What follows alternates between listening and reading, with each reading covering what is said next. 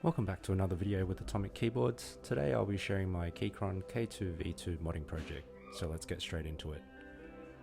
I've got the version with the aluminium frame, which are held together with Torx 6-bit screws on both sides.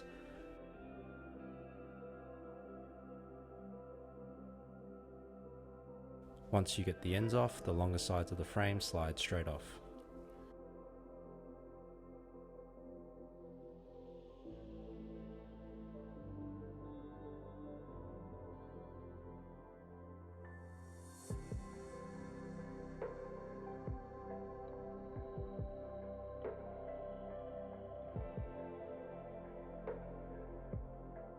My version came with Gat Reds.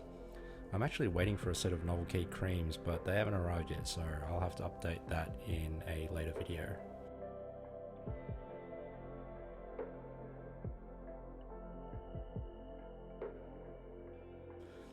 The switch plate itself was secured with 11 screws, like 11, like why? Maybe it makes the board stiffer or something, I don't know, but it was a hell of a lot of screws.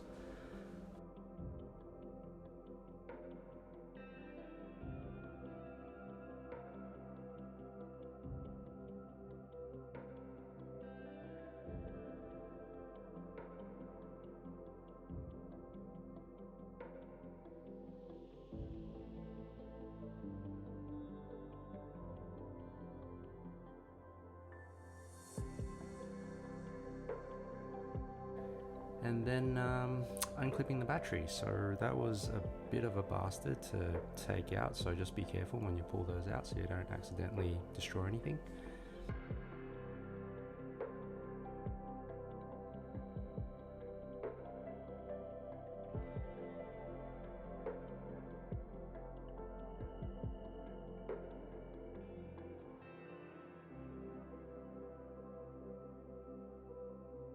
After modding two boards which were soldered, it was a most welcome change to have the hot swappable PCB for the K2.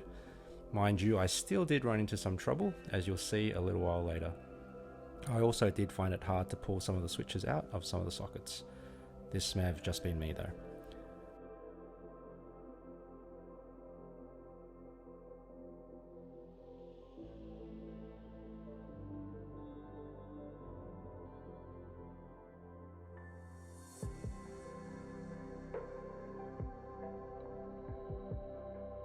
The stabilisers themselves were pre-lubed and don't sound too bad stock.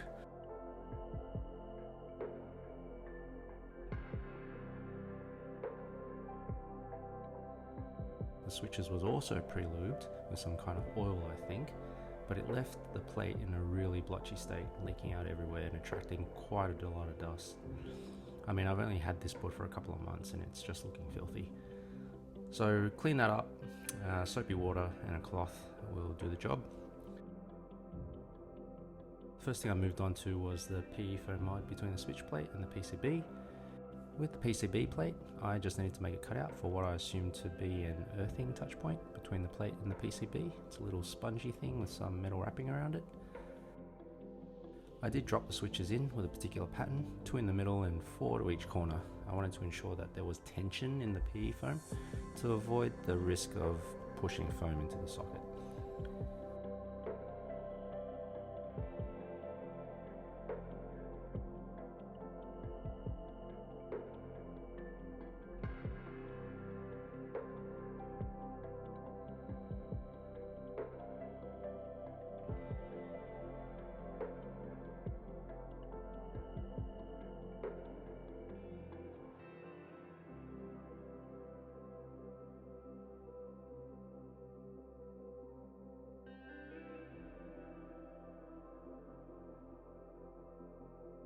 Don't forget that with any build, always do a quick switch test.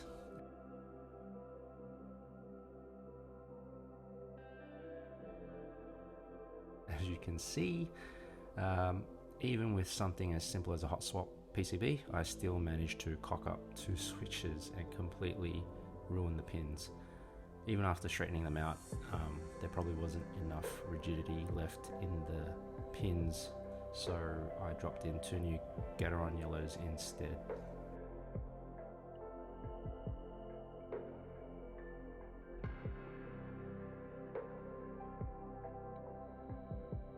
did the standard clip and lube on the stabs, however I got a sudden urge to be tight with my lube and decided to try and reuse the stock lube that came with the stabs, but I thought I could get away with doing that, but you'll see later I couldn't. The next mod was case foam, but not the standard packing foam I had used in my two previous builds. This time I picked up self-adhesive sound deadening foam, 3mm thick. To get a relatively snug fit, I traced the outline of the case. I left a bit of clearance for the switches and USB on the left side of the keyboard, because we don't want to obstruct any of the switches or the USB cable. Next, to get the right cutout of the tray mount post, I pressed the paper backing of the foam against the standoffs for the tray mount to get an imprint, and then made a simple cross-shaped cut against each imprint. This allowed me to push the foam straight back into the case. With the 11 posts holding it in place, I didn't actually have to remove the paper backing.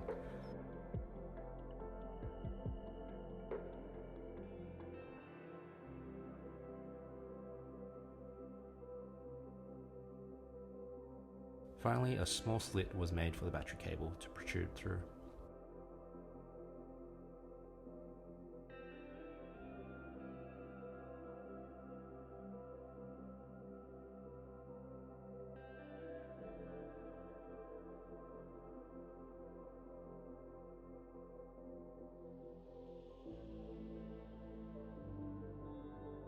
Here's the first sound test.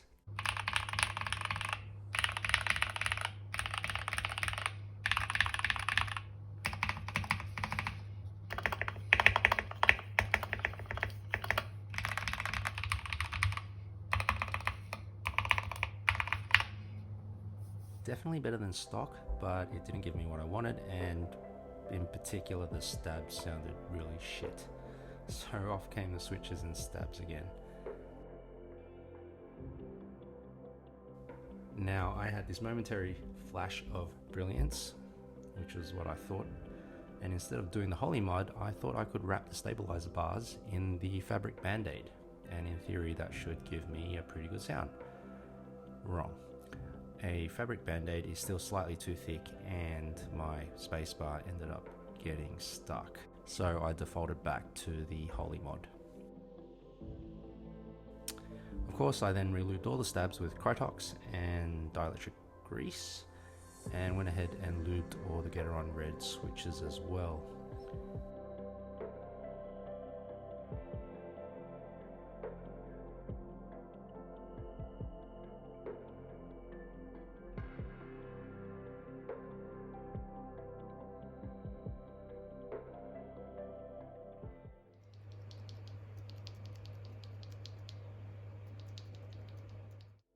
Here's the final sound comparison between stock and modded.